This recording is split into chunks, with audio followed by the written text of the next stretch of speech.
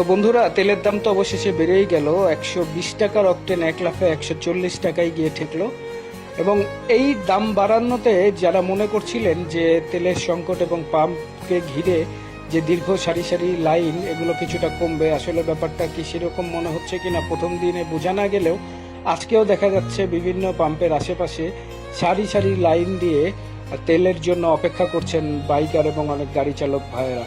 তবে আমি মনে করি তেলের দাম বাড়ানো কমানোর থেকে বড় কথা হচ্ছে তেলের যেই নিরবিচ্ছিন্ন এবং স্বাভাবিক সরবরাহ এইটা নিশ্চিত না করা গেলে এই ধরনের সংকট আসলে দাম বাড়িয়েই কেবল এটাকে সলভ করা সম্ভব না। তো আমাদের জনগণ হিসেবেও আমাদের কিছুটা দায়িত্ব আছে যে প্রয়োজনের অতিরিক্ত তেল মজুত না করে আমাদের উচিত ধৈর্য ধরে এবং পরিমিতভাবে সেই তেলের ব্যবহার করা এবং তেল সংগ্রহ করা পাম্প থেকে। আদারওয়াইজ এই ধরনের সংকট দীর্ঘদিন এই সংকটের সাথে আমাদেরকে লড়াই করে যেতে হবে, যা সবার জন্যই একই সাথে খুবই কষ্টসাধ্য।